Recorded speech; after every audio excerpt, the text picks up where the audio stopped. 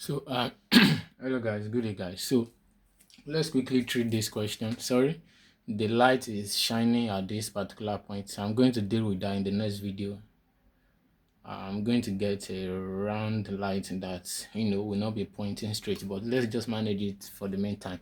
3-point charges Q1, 5.0 nanocoulomb, Q2, 1.0 nanocoulomb, Q3, negative 3.0 nanocoulomb are located at 0 centimeter, 2 centimeter, and 4 centimeter on the x-axis. Take note, x-axis to be precise. This y-axis is not there, but you can draw it, there's no problem. But let me just leave it. Okay, let's just draw it. But our focus is on the x-axis. So at this origin, 5, 1, and 3. So we have 0, 2, and 4. So this 5 is at the origin. So here we have our what? 5 times 10 raised power negative 9 coulomb. It's nanocoulomb. So nanocoulomb is 10 raised power minus 9.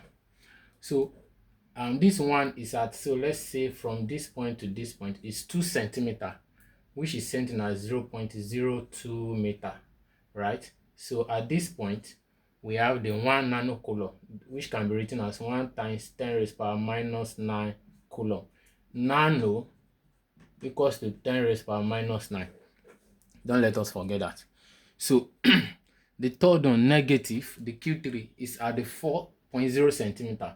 So from here to here, so here we have our Q3, negative 3 times 10 raised power minus 9 coulomb. So this origin, this at 0.2, this at 0.4. This 0.4 is not from here to here. This 0.2 is from the origin. This 0.4 is also from the origin. So this 0.4 is from here to here. So which can be written as 0.4 meter. It's 4 centimeter.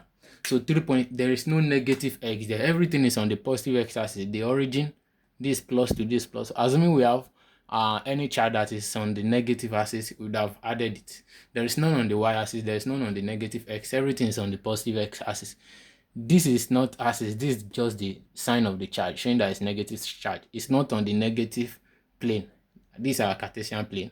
Is on the positive x-axis. I hope that's clear. So we know, and so we are going to calculate the total electric force, F23, that is the force exerted by Q2. It is stated F23 exerted by Q2 and Q3 on Q1. So we need to first find the one that Q2 exert on Q1 first. Then we now find the one that Q3 also exert on Q1. Then we add them together. What we are asked to find is the force that both Q2 and Q3 exert on Q1. So we can't find, you can actually find them once, just do your addition, but it's better to just find them one by one. Now let's find the one that Q2 exert on Q1 first. So what's Q2? These are Q1, these are Q2, these are what? Q3. So the force exerted by Q2 on Q1, let's first find the magnitude. The magnitude first. Don't forget, Coulomb's law says F equals to what? K Q1 Q2 over what? R square. Isn't it? The magnitude of Q1 and Q2, right? So now, that means what's our K? Don't forget, K is approximately 9 times 10 raised to power 9. This K, approximately 9 times 10 raised to power 9 is 8.98 something, but we can approximate it to 9 times 10 raised to power 9. The unit now will be what? It's going to give us Newton meter square per coulomb square, the unit for K.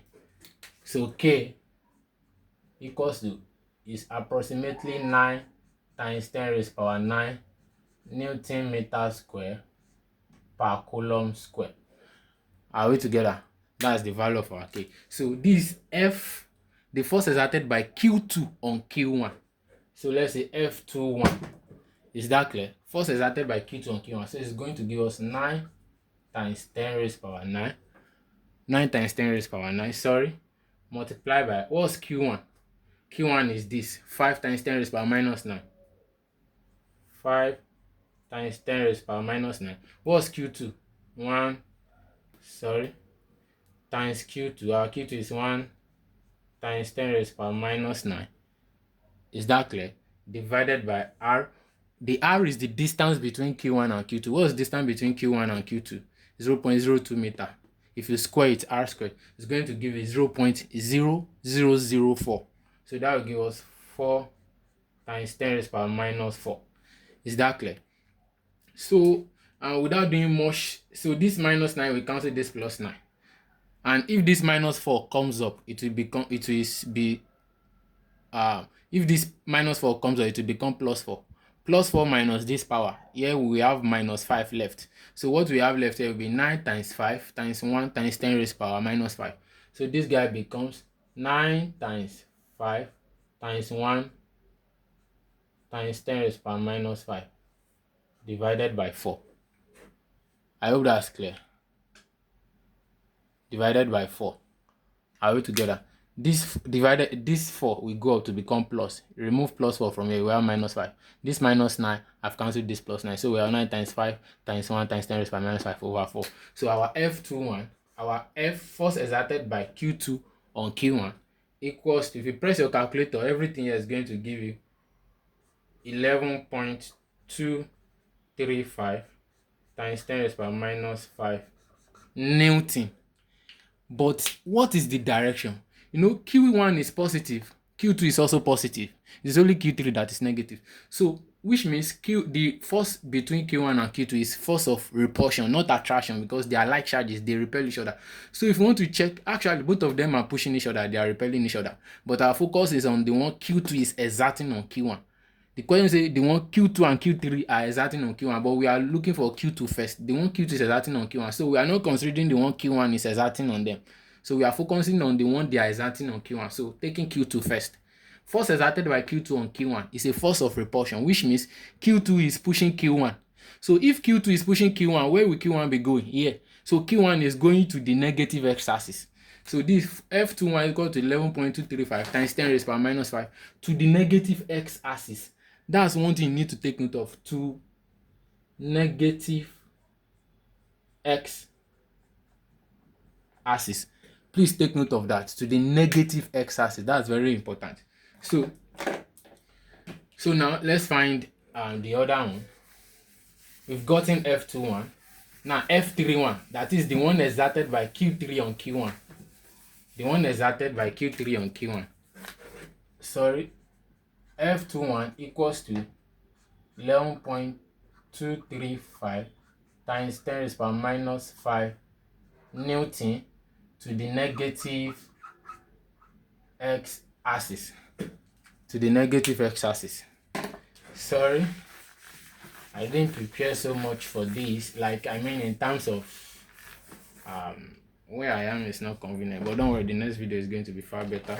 So now let's find F3, the force exerted by Q3 on 1. So we have K, Q1, Q3. Then we are only going, if you are doing the force exerted by Q2 on Q1, we are only considering charge 2 and charge 1.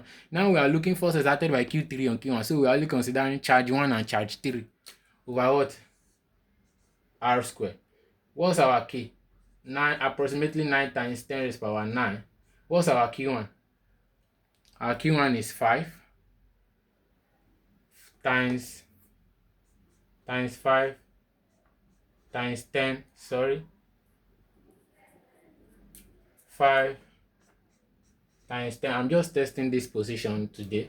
In the next video, don't worry. 5 times 10 raised power minus 9. What's our Q3? Our Q3 is 3 times 10 raised power minus 9.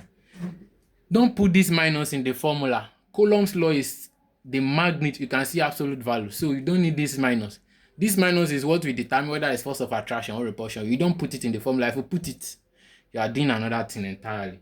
Divided by, what's the distance between Q3 and Q1? See, 4 centimeter, which is 0.04 meter. If you square it, you are going to get 16 times 10 raised power minus 4. So this one will now be 9 times, this 10 raised power 9 will cancel 10 raised power minus 9. If this 10 raised power minus 4 comes up, this one will remain 10 raised power minus 5. So what do we have left there?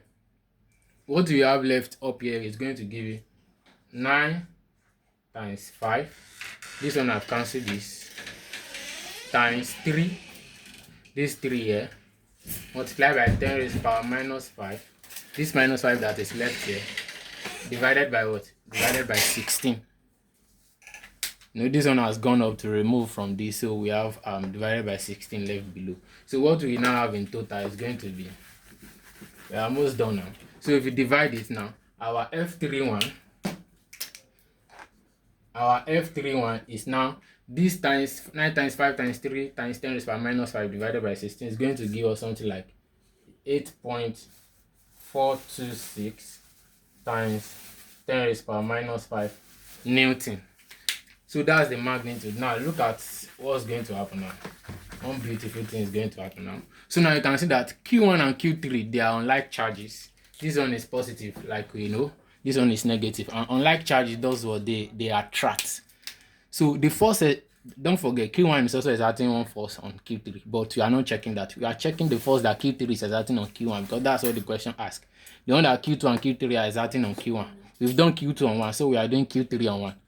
So, Q3 is opposite charge to Q1, which means Q3 will be what? Attracting Q1. So that means Q3 will be attracting Q1 to the positive x-axis to itself here. Initially Q2 was pushing Q1 away, but now Q3 is attracting it back. So this one is to the positive x-axis. Are we together? Now, what will now be the total force on Q1? This one is pushing Q1. This one is attracting Q1. Some is going to look like you are going to subtract, because one is pushing away, one is attracting back. So we are now going to check the net force, total force on Q1. So let's check which one is bigger. So the force at which Q2 is pushing Q1 away is bigger than the force at which Q3 is attracting Q1 back. So at the end of the day, you should know that Q1 eventually is going to go this side at the end of the day, because the one that is pushing it to negative x, C11, is bigger than the 8 that is attracting it back. So at the end of the day, we have a net force that will push it to the negative x-axis. So now the total force on Q1 now will now be this minus this, because they are in opposite direction. This one pushing, this one attracting. Assuming both of them are pushing, you are going to add them. Or if both of them are attracting, we are going to add them. But one is pushing, one is attracting, so we are subtracting.